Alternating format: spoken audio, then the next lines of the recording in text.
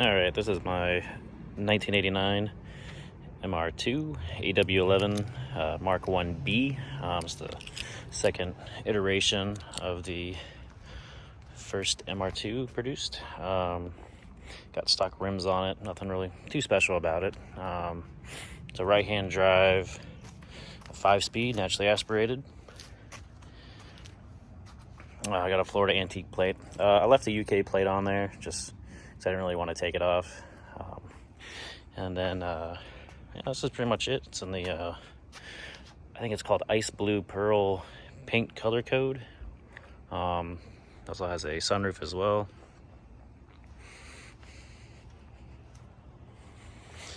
Alright, that's pretty much the walk around for the car. I'm going to open up the trunk and the engine bay, and then kind of go over some stuff in the interior. If you've never really been inside one before, kind of give you a little showcase.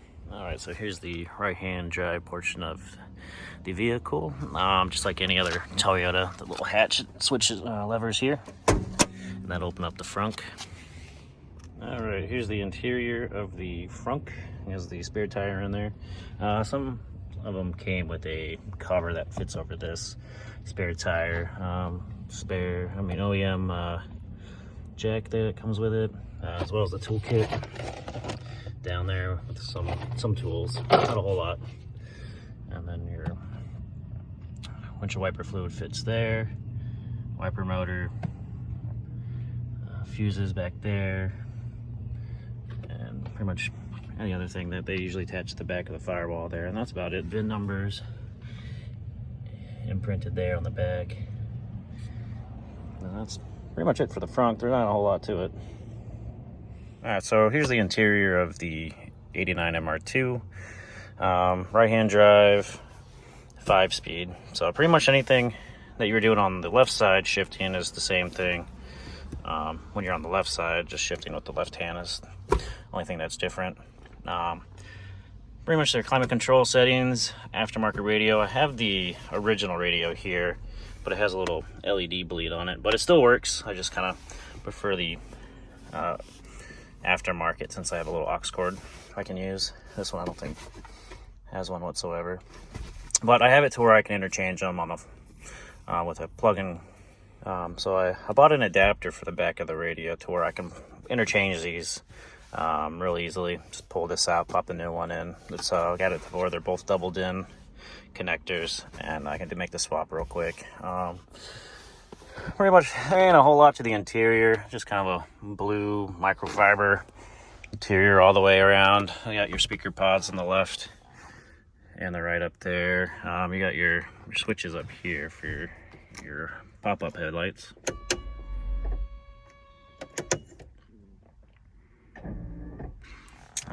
And then these are for your wipers, same thing, just flip them up and around. And that's pretty much it for the interior. There ain't a whole lot to it. Pretty basic. Got a little tear there, but not that big of a deal. And then your light switch back here, go off, and then this is for the sunroof. Kind of flip this up, and then it'll pop into place. Some of them came with a shade that goes over the top. They have these little attachment clips here where they slide right in and they'll lock into place, but I guess previous owner didn't have one, which I don't mind too much. And then you don't really have a center console. It's just an armrest, one big long armrest, and then you have your little box here where you put a few items. I think I got some spare light bulbs in there. Yeah, see. But that's a little bit it. And a little cubby hole here, another smaller one back here, and that's about it. And no drink holders, so I kind of just wedge them in between the seats or by the door there as well. And then the next thing I want to show you is some of the goodies I guess I got with the car, and I'll try to bring all that out for you. This car's 30 years old, actually 31, coming up in about 2 weeks. But I have the original owner's manual here, some original dealer pamphlets here, and this is a authorized Toyota dealers in the UK. So throughout the UK, it has a huge map of where I can bring the car, and I'll have different locations I can bring the car to. I believe, yeah, pretty much all over England here. Just folds out. What else we got here? A service record you can get. I think it's original from the car. Yeah, right here. All the information. Light blue mica. I got more of a white blue pearl or ice blue pearl paint job. But yeah, here's customer care information and month miles, 600 mile service information. I guess there's original stamps on here dating all the way back to 89, 1990 of these service records, and they kind of trail off after that. Got unleaded fuel stations throughout England, so wherever you wanted to go get gas in England, here's a booklet that'll show you every single gas station.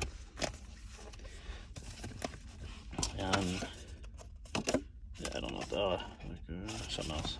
Let's see here. Toyota distributors throughout England and Europe. There's a whole booklet, a whole listing of them, and it should have some maps on them. Yeah, there you go.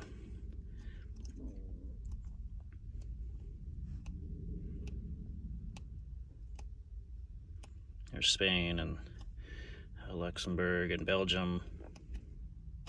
It's kind of a neat little booklet. There's another kind of original OEM booklet that they give you. More about the car itself, genuine parts, warranties, Toyota dealer services. Just kind of an original booklet. Kind of interesting. And they also have a Club Toyota booklet, which came with some stickers, a key, and some more information on it. Telephone numbers, emergency card, and racing services motoring booklet as well from 88 to 89, which came originally with the car as well. Try to pull this out for you so it's stuck with it, but pretty much has every single roadway in England. Different motorways. This one's looks like the M5, M4, different exits. Here you go. So the booklet of each town in England kind of gives you a layout, kind of how to work your way through town. There's Manchester, London Central, Hull, Hainley, Glasgow, and so on. Looks like I saw Cardiff in there, which is in Wales. And then yeah, it's kind of a neat little booklet there. And then tips for economic driving, just a little pamphlet there. It came originally with the car as well. And then what also is kind of nice too is I have a booklet down there which is full of MOT inspections, so dating back for the last 30 years of the car. You can go through and see the advisories that were done on the car, any repairs that were done with the car. So I have a whole booklet there full of them as well. All right, so here's an MOT certificate that was done on the car in 2016. Just kind of showcases some advisor information and stuff that was completed with the car if anything serious came up. But I think this one passed, no issues. But there were some advisory items listed on here, like near side outer rear sill, suspension components mounting, prescribed areas corroded but not considered excessive, near side front tire worn close to legal limit. So just kind of things that you should be looking out for, just just for like sort of like future maintenance that you should kind of take care of early before they get more serious. So I believe all these ones were taken care of since it was back in January of 2016. I purchased the vehicle back in February of 2019. So since they're just advisories, you don't have to get them fixed on the spot, but they're still roadworthy. If it's like a serious issue where you got to get it fixed on the spot, then you have to do the MOT inspection, pay them about $70 plus the repair, and then you can be able to drive your car legally. And then you have to bring that to the motoring department and make sure that the vehicle's complied with and good to go. And that'll be all updated through their database, which you can actually check based on your license plate number or registration mark right up there, and it'll say whether or not it's passed, and it's good to go.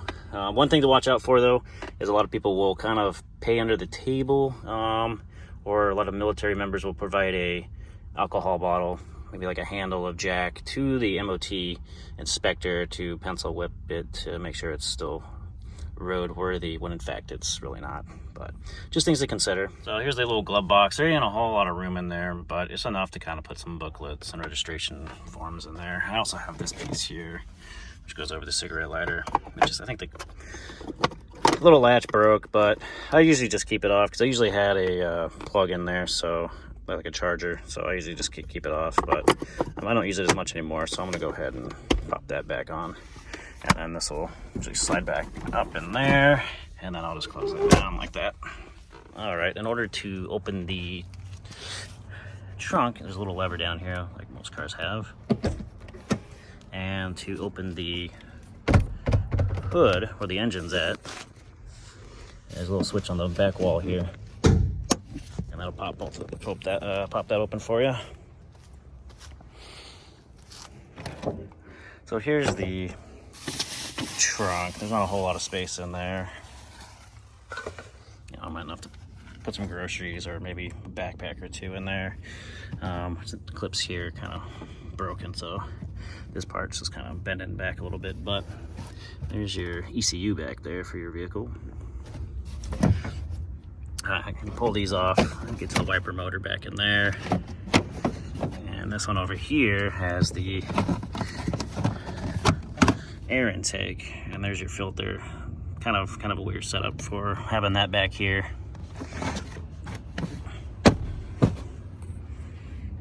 And then put this stuff back in there real quick. My trunk leaks a little bit, so I usually have this here. I made with some kitty litter in it to help absorb a lot of the moisture and collect some of the rainwater. Sometimes it comes in, but be down here in Florida, it doesn't rain too often, but when it does, it pours. So I just gotta be careful with that. And then here's the trunk, or not the trunk, excuse me, the engine bay. Pop this open, and this comes up, and this has a little slot for it up here. So there isn't much to it. Battery, a little 4-banger engine, 4AGE engine. Let's see if I can get that in there. I don't know if I can all that well. Yeah, there you go, 4AGE engine. Little 4-banger. What kind of sucks about this car is when you're doing an oil change, the filter is actually located all the way in the back down there. So it's kind of a pain. It's easier to get it from underneath. But this is the blacktop version. Not to be confused with the later blacktop version, which had a whole black top to it. This one is just the first of the black lettering. There's a blue top version as well. This is the T-Viz version. But that's pretty much about it. Not a whole lot to it. Drives just fine. I bought it with about 42,000 miles on it, and now it has about 45,000. So not too bad. This one has the antenna right here. Some of the earlier versions have it mounted on the top of the roof. That's about it. Let's give it a start and see how she is. Alrighty, we're in the driver's seat. Gotta wait a second for the fuel pump to kick in and then turn her over. Just replaced the serpentine belt not too long ago, so a little bit of a whine at the startup, but that's about it. Nice, strong, healthy engine.